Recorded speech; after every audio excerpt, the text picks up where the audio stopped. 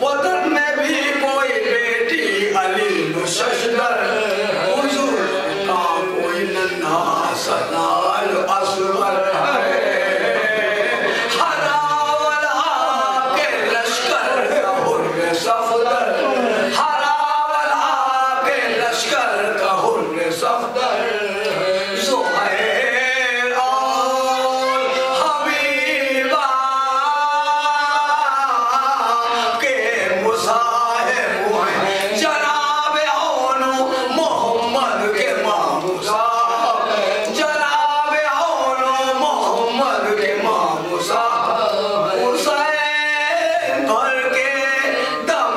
سرد بولے اے غم خار امیر کون ہے میں تو بے کسولا کہاں ہے اکبر و قاسم کہاں علم خدا کے بندے تھے یہ سب ہوئے خدا سپاہ ظلم نے تنہا سمجھ کے گھیرا ہزاروں تیغ ہیں اور ہزاروں تیغ ہیں اور خلق میرا روانہ نہر لمن کو سنا تھا تو نے کہاں شہرا میرے اکبر کا ابھی ابھی وہ مرقع مٹا پیمبر کا سنا تھا دبدبا کس کا کس جا خدا کے لشکر کا ابھی ابھی ہوا یا خاتمہ 72 جمشید خان کی تجھ کو تلاش ہے بھائی یہ دیکھ لے میرے ہاتھوں پر شیبہ یہ دیکھ لے میرے ہاتھوں پر لاش شیبہ نگاہ یار سے شہنے وہ خط پڑھا خاموش کبھی گرے کبھی روئے کبھی ہوئے بے شتر سوار کا منہ دیکھ کر کیا یہ خروش لے اب عریضہ اٹھا دل پہ ہے قلق کا جوش جواب کون لکھے گا بدر تو مرتا ہے پر ایک نیابت صغرا حسین کرتا ہے روانہ نہر لمن کو ہٹائی چہرے سے اصغر کے خوب بھری چادر پسینہ موت کا ماتھے سے پوچھا سرتا سر پکارے مردے کی آنکھوں پہوٹوں کو رکھ کر لکھی ہے فاطمہ نے دیدہ بوسیے اصغر لکھی ہے فاطمہ نے دیدہ بوسیے اصغر گواہ رہی ہو کہ فاقے سے جھوکتا ہے حسین اور ان کے بھائی کی آنکھوں کو چومتا ہے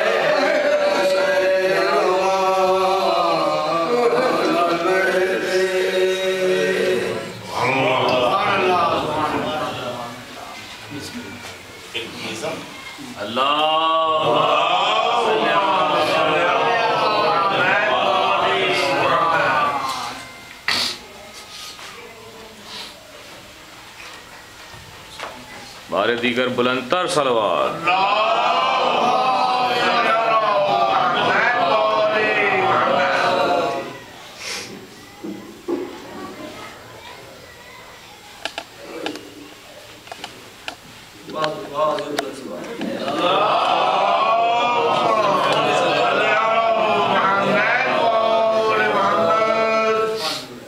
تعلیم ان کی ان کے غلاموں نے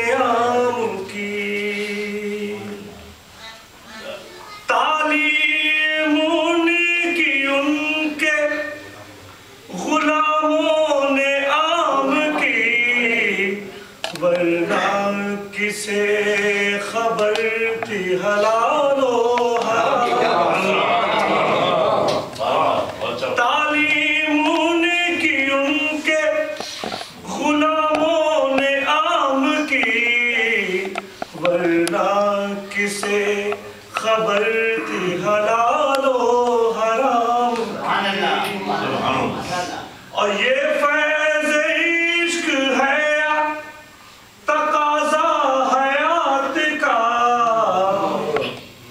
یہ فیض عشق ہے تقاضا حیات کا عادت سی پڑ گئی ہے درود و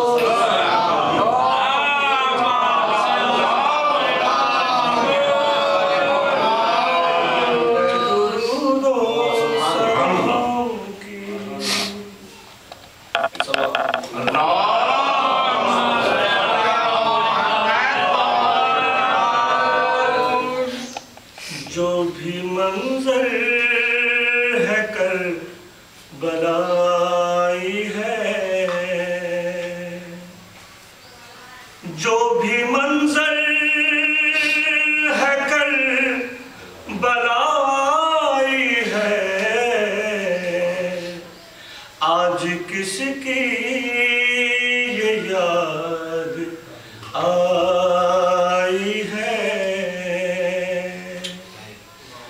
آج کس کی یہ یاد آئی ہے اور سورجوں کے گلوں پہ خنجر ہے سورجوں کے گلوں پہ خنجر ہے روشنی خون میں نہائی ہے روشنی خون میں نہائی ہے اور کون چھینے گا ہم سے یہ آنسو کون چھینے گا ہم سے یہ آنسو عمر بھر کی میری کمائی ہے کون چھینے گا ہم سے یہ آنسو عمر بھر کی میرے کمائی ہے اور روز عاشور خشک لب رہ کر روز عاشور خشک لب رہ کر روز عاشور خشک لب رہ کر روح کی تشنگی بجھائی ہے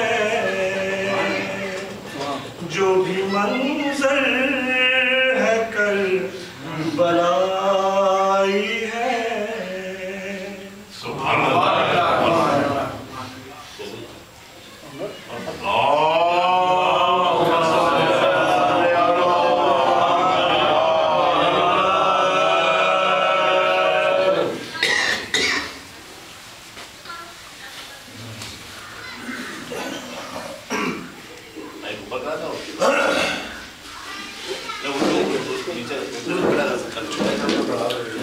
محمد وآل محمد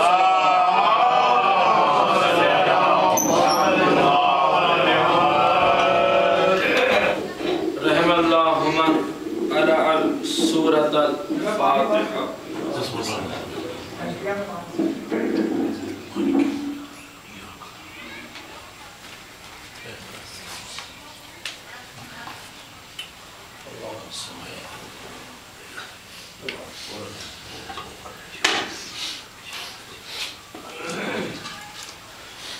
لا حول ولا قوة إلا بالله العلي العظيم أعوذ بالله السميع العليم من الشيطان اللعين الرجيم بسم الله الرحمن الرحيم الحمد لله الذي جعلنا من المتمسكين بولاية أمير المؤمنين الصلاة والسلام والتحية والإكرام على أشرف الأنبياء والمرسلين وخاتم النبيين ورحمة للعالمين المخاطب بطه وياسين ومكي المدني الهاشمي القرشي العربي الأمي وسيدنا ونبينا وشفيعنا وحبيب قلوبنا وطبيب نفوسنا ومولى الثقلين جد الحسن والحسين ومحبوب رب الكونين ومولى المغربين والمشرقين وصاحب قاب قوسين ورسوله الأمجد والمصطفى الأحمد بالقاسم محمد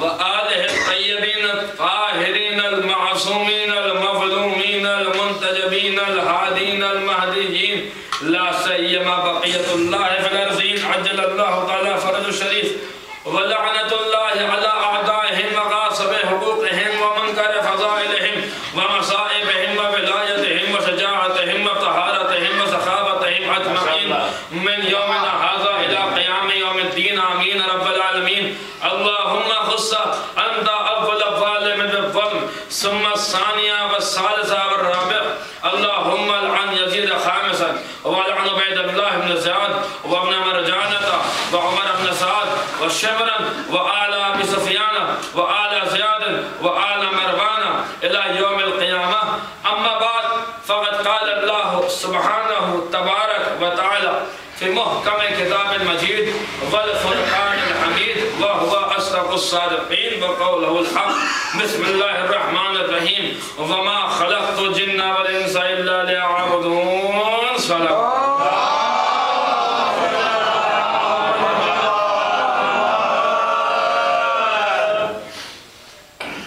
برادران ایمانی آپ حضرات رات بھر کے جگے ہوئے ہیں اور رات بھر اس گاؤں میں عزاداری ہوئی لیکن دیکھیے یہ فقط عزائے حسین وہ عبادت ہے جسے کرتے وقت تھکنا نہیں چاہیے اس لیے کیونکہ ہر ماتم اور ہر مجلس یہ سوچ کے کرنی چاہیے کہ میری زندگی کی آخری مجلس ہے آخری ماتم ہے اس لیے کیونکہ اس کے جیسی کوئی عبادت نہیں اس کے ہم پلہ کوئی اور عبادت نہیں ہے ساری عبادتیں قائم ہیں تو اس عبادت کی وجہ سے محبت اہل بیت کی وجہ سے دلیل دوں بغیر دلیل کے میں کوئی بات نہیں کہتا علامہ مجلسی علیہ الرحمہ اپنی کتاب بہار الانوار میں لکھتے ہیں کہ ایک مرتبہ بلال کو اذان دینے میں تاخیر ہو گئی پوری توجہ سے سنیے ایک مرتبہ بلال کو اذان دینے میں تاخیر ہو گئی نماز فجر کی اذان دیتے تھے بلال جتنے جلن کرنے والے تھے جتنے حسد کرنے والے تھے جتنے حاسد تھے سب کو خوش ہونے کا موقع مل گیا یا رسول اللہ بلال نے دیر کر دی نماز کا اول وقت نکل گیا کیا سن رہے ہیں بلال نے دیر کر دی نماز کا اول وقت نکل گیا رسول سب کو خاموش کرا رہے ہیں بلال تھوڑی دیر بعد آئے سب نے سوچا اب بلال کو ڈانٹ پڑے گی اب بلال کو پھٹکار لگے گی بلال تاخیر سے کیوں آئے مگر رسول نے عجب انداز میں پوچھا بلال دیر کیوں ہو گئی کہ یا رسول اللہ جب میں مسجد کے لیے آ رہا تھا تو میں نے بیوی کے گھر سے امام حسن کے رونے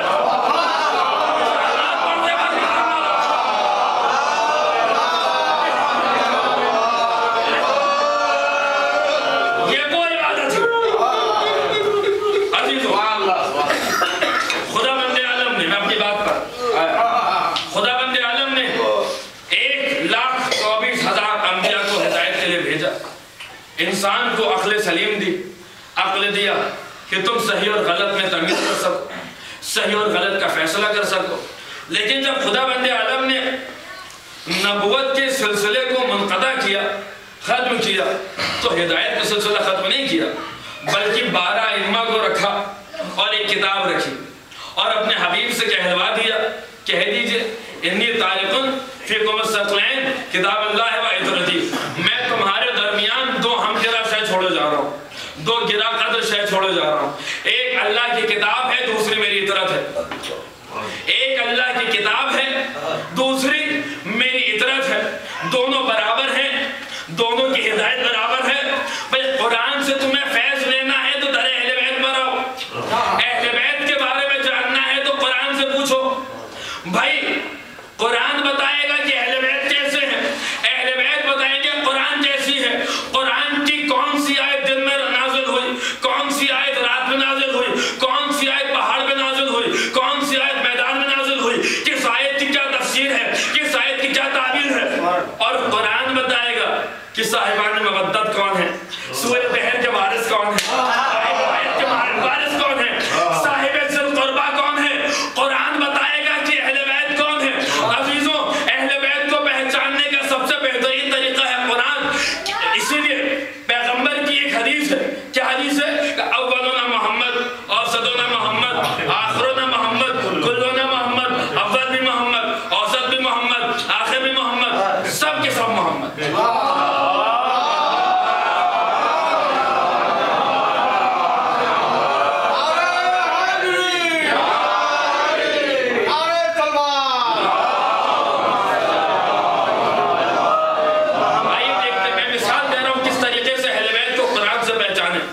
کس طریقے سے اس آیت کو قرآن سے پہچانے. ایک شخص آیا امام جعفر صادق علیہ السلام،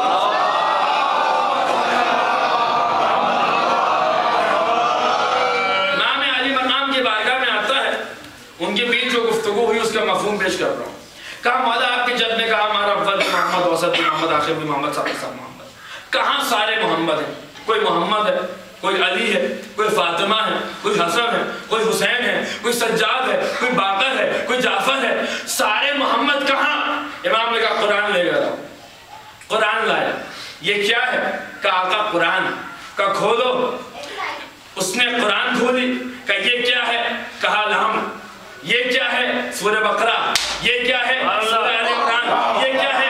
سورہ نساء. یہ کیا ہے؟ سورہ مائدہ. یہ کیا ہے؟ سورہ محمد. یہ کیا ہے؟ سورہ فلق. یہ کیا ہے؟ بناس. یہ کیا ہے؟ سورہ قدر. یہ کیا ہے؟ سورہ کوثر. بند کرو. بند کیا. کہ یہ کیا ہے؟ کہ قرآن.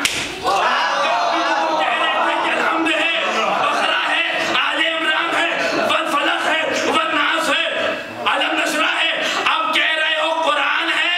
کہا آقا جب الگ الگ دیکھ رہا تھا تو کسی کو الحمد کہا، کسی کو بقرہ کہا، کسی کو بناس کہا، کسی کو فلق کہا، کسی کو قدر کہا، کسی کو کوثر کہا، کسی کو علم نشرہ کہا. لیکن جب ایک ہو گئے تو قرآن بن گیا. امام نے کہا اسی طرح سے جب الگ الگ دیکھو گے، کوئی محمد دیکھے گا، کوئی علی دیکھے گا، کوئی فاطمہ، کوئی حسن، کوئی حسین، کوئی سجاد، کوئی باقر، کوئی جعفر. لیکن جب سب کو دیکھو گے تو سارے محمد.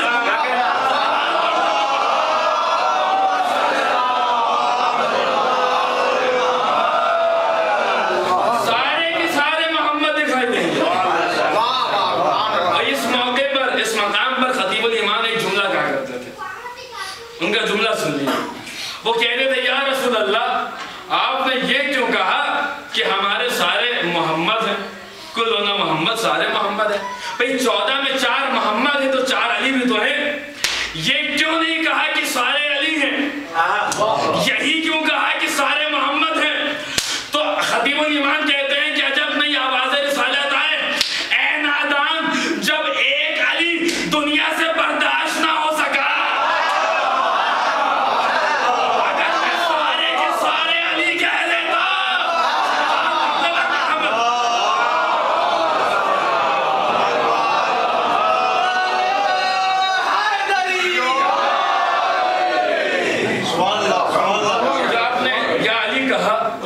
جانتے ہیں یہ نام کیا ہے؟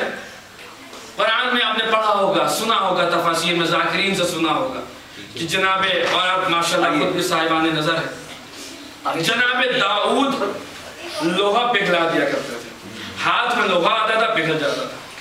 تو بھائی کچھ تو پڑھتے ہوں گے نا جس سے لوہا پگھل جاتا تھا، کچھ تو پڑھتے ہوں گے نا۔ معصوم نے کہا داؤد، مولا فرماتے داؤد میرا نام لیتا تھا، لوہا پگھل جاتا تھا۔ یہ ہے تاثیر مولا کے نام کی۔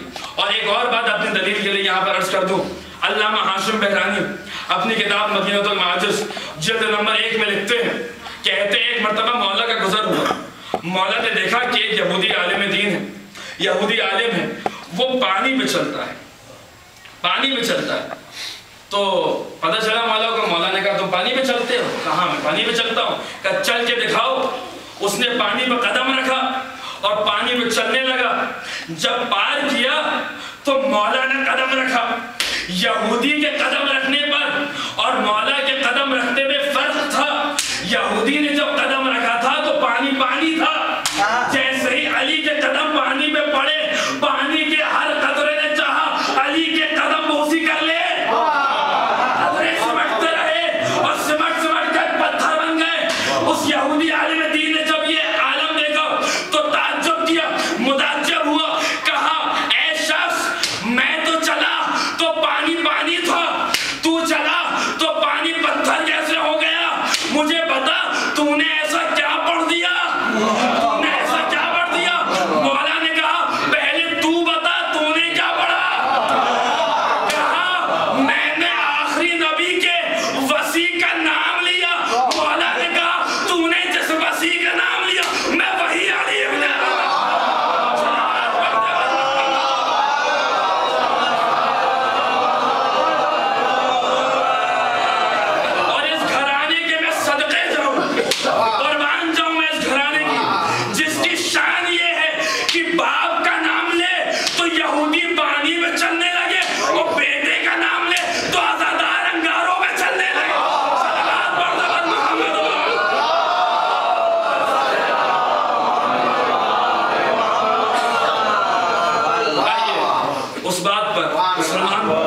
جس سے ہم نے اپنی گفتگو کا آغاز کیا۔ ارشاد رب العزت ہوا وَمَا خَلَقْتُ جِنَّ وَالْإِنسَ إِلَّا لِأَعْبُدُونَ۔ عزیزوں آپ دیکھتے ہیں، صاحبان نظر ہیں، اس دنیا میں کتنے مذاہب ہیں، کتنی کتابیں ہیں، کتنی مقدس کتابیں ہیں، کتنے گرنتھ ہیں، کتنے اسکرپچرز ہیں۔ آپ پڑھ ڈالیے، وید پڑھ لیجئے، اولڈ ٹیسٹمنٹ پڑھ لیجئے پورا، نیو ٹیسٹمنٹ پورا پڑھ لیجئے، کہیں پر بھی آپ کو مقصد حیات نہیں ملے گا۔ اور یہ بات عجیب ہے کہ وہ تمام مذاہب جو انسان کی رہنمائی کرنے کے لیے آئے، جو دعویٰ کرتے ہیں کہ وہ انسان کے رہنما ہیں، کوئی مذہب بھی مقصد حیات نہیں بیان کرتا، کوئی مذہب بھی مقصد حیات نہیں بیان کرتا۔ اور اگر کسی کے علماء نے اور اگر کنہیں کے رشی منیوں نے مقصد حیات بیان کیا تو ان میں آپس میں اختلاف ہے، آپس میں تضاد ہے۔ پتہ چلا کہ ان کا ذاتی نظریہ ہے، ان کا مذہبی نظریہ نہیں ہے۔ بس فقط اور فقط دین اسلام نے انسان کا مقصد بیان کیا، اور فقط قرآن مجید نے انسان کو اس کا مقصد حیات بتایا۔ دیکھو تمہیں بنا وجہ نہیں خلق کیا گیا ہے، خلق کرنے کی کوئی وجہ ہے۔ اور قرآن نے کہا وَمَا خَلَقْتُ الْجِنَّ وَالْإِنسَ إِلَّا لِيَعْبُدُونَ، اور ہم نے جناتوں اور انسانوں کو نہیں پیدا کیا مگر عبادت کے لیے۔ یہ عبادت کیا ہے؟ دیکھیے آپ تمام عبادتیں جو انجام دیتے ہیں تو کیا کہتے ہیں؟ نماز پڑھتا ہوں قربتاً الی اللہ، روزہ رکھتا ہوں قربتاً الی اللہ، حج کیا قربتاً الی اللہ، زکوٰۃ دی قربتاً الی اللہ، خمس دیا قربتاً الی اللہ، والدین کے ساتھ نیکی کی قربتاً الی اللہ، صلہ رحم کیا قربتاً الی اللہ، کسی بھوکے کو کھانا کھلایا قربتاً الی اللہ، کسی پیاسے کو پانی پلایا قربتاً الی اللہ۔ پتہ چلا تمام عبادتوں کا ماحصل یہ ہے، تمام عبادتوں کا نتیجہ یہ ہے کہ کسی طرح سے اللہ کا قرب حاصل ہو جائے، اللہ کے قریب ہو جائیں۔ بھئی قریب ہو جانے کی کچھ علامتیں ہوتی ہیں۔ آپ نے دیکھا کہ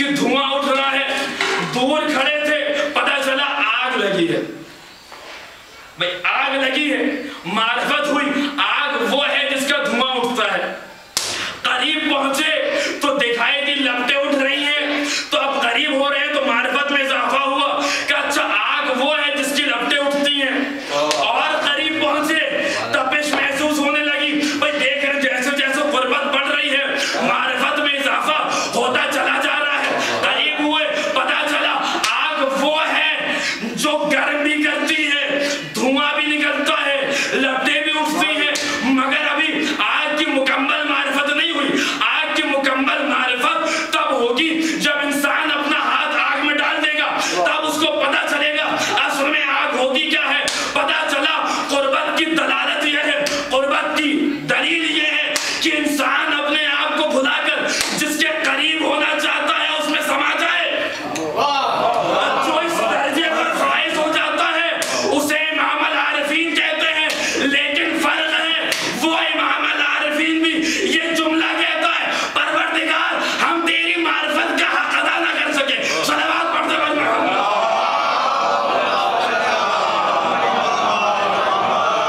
پتہ چلا انسان کا مقصد حیات ہے عبادت، اور عبادت سے ملتی ہے معرفت، اور شاید یہی وجہ ہے کہ امام محمد باقر علیہ السلام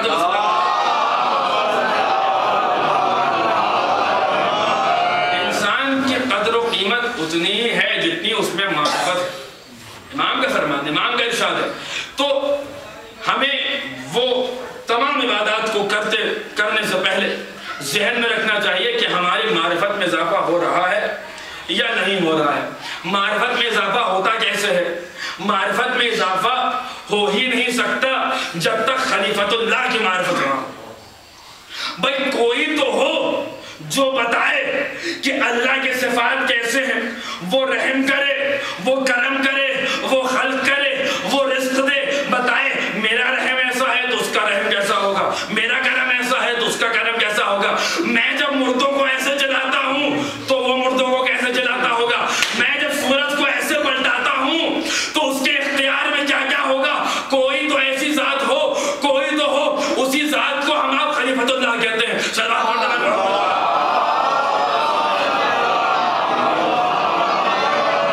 اس لیے اس خلیفہ کی معرفت واجب ہے، اور اس خلیفہ کی محبت کے بغیر جو بھی عمل کیا جائے وہ عمل باطل ہے، وہ عمل قبول نہیں ہے۔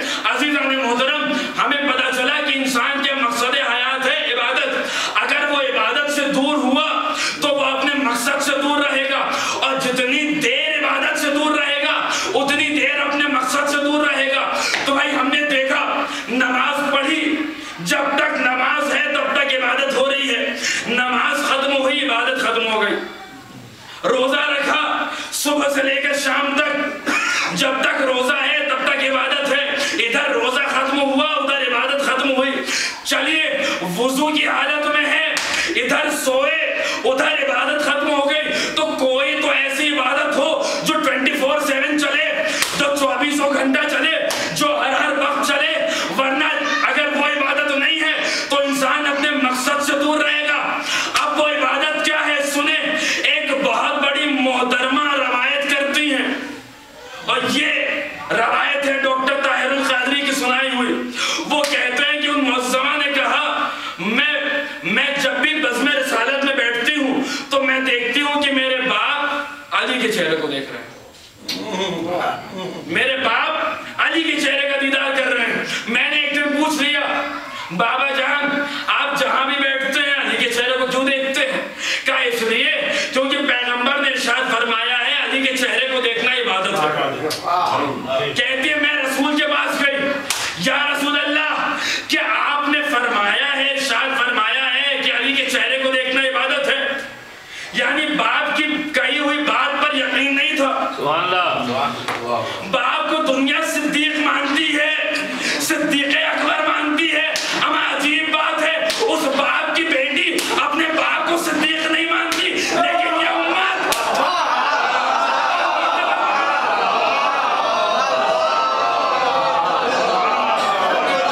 اگر مانتی تو فوراً اقرار کر لیتی۔ پیغمبر سے پوچھنے کا مطلب یہی ہے کہ باپ کی بات پر یقین نہیں تھا، بیٹی باپ کو صدیق نہیں مانتی تھی۔ آ کر پوچھا یا رسول اللہ کہ آپ نے کہا ہے کہ علی کے چہرے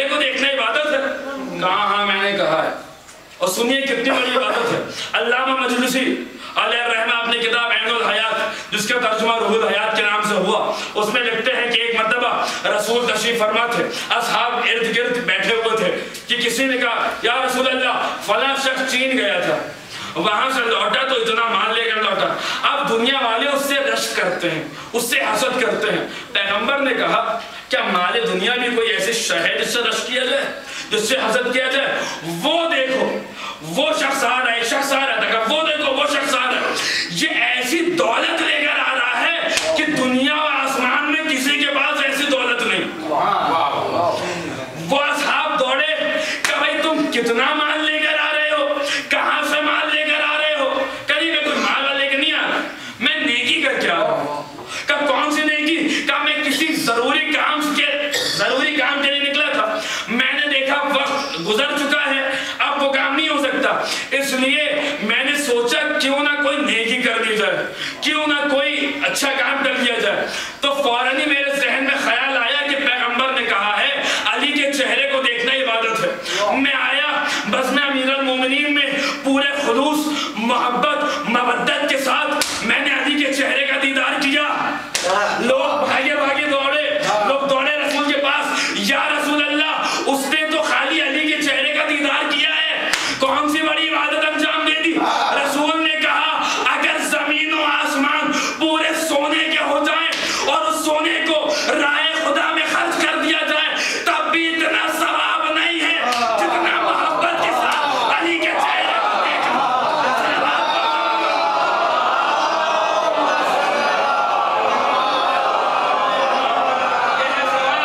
اور اگر کوئی نہ حاصل کر پائے تو محترمہ نے بڑھ کے پوچھ لیا یا رسول اللہ اگر علی کی زیارت نہ ہو سکے تو بتائیں کیا کریں؟ تو کہا ذکر و علیوں نے بعد علی کا ذکر کرو, بہت بڑی عبادت ہے. کہا اچھا اگر علی کا ذکر بھی نہ ہو سکے, اب میں اپنی بات پر آ گیا, عبادت جو ہر ٹائم چلتی ہے 24 گھنٹہ چلتی ہے.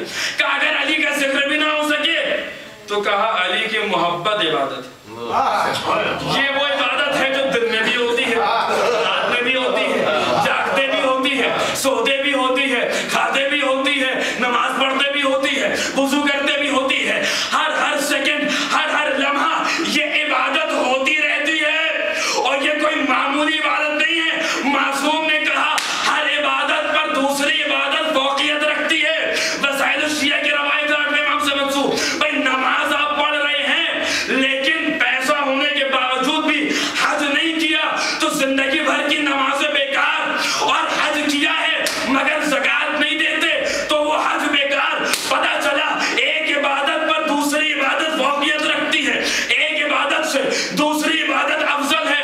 اب اس کی کہیں اینڈ بھی ہوتا ہے, کہیں ختم ہوتی ہے. تو معصوم نے فرمایا ہر عبادت پر دوسری عبادت فوقیت رکھتی ہے لیکن ہماری محبت افضل ترین عبادت ہے. صلوات پڑھتے ہوئے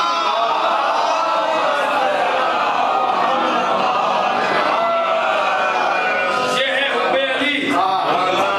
اب بتاؤ حب علی سے عبادت کی شروعات کہاں سے ہو؟ آئیے قرآن مجید سے پوچھتے ہیں, پروردگارا تو بتا اس محبت کی شروعات کہاں سے ہو؟ آواز قدرت ہے, انی جاعل فی الارض خلیفہ, میں زمین پہ ایک خلیفہ بنانے والا. کس نے کہا؟ اللہ کہہ رہا ہے. اللہ بتا یہ رہا ہے کہ خلیفہ بنانے کا حق اللہ کا ہے. کیا سن رہے ہیں؟ خلیفہ بنانے کا حق اللہ کا ہے. اور قرآن مجید نے کہا اللہ کی سنت میں تبدیلی نہیں ہوتی. اب جب کبھی بھی خلیفہ بنایا جائے گا حق اللہ کا ہے. دلیل دوں, قرآن مجید میں جناب موسیٰ نے کیا کہا؟ دعا پڑھی کہ رب اشرح لی صدری ویسر لی امری واحلل عقدۃ من لسانی یفقہوا قولی. اور اس دعا کو پڑھنے کے بعد کہا پروردگار میں یہ چاہتا ہوں کہ تو میری ذریت میں سے میرے بھائی ہارون کو میرا خلیفہ بنا. موسیٰ 3 دن کے لیے کوہ طور پہ جا رہے ہیں, 3 دن بعد میں 40 دن بن جاتے ہیں, لیکن ارادہ 3 دن کا ہے. میں پوچھوں گا موسیٰ 3 دن کے لیے کوہ طور پہ جا رہے ہیں, خلیفہ بنانے کی کیا ضرورت؟ بھائی 3 ہی دن تو ہیں,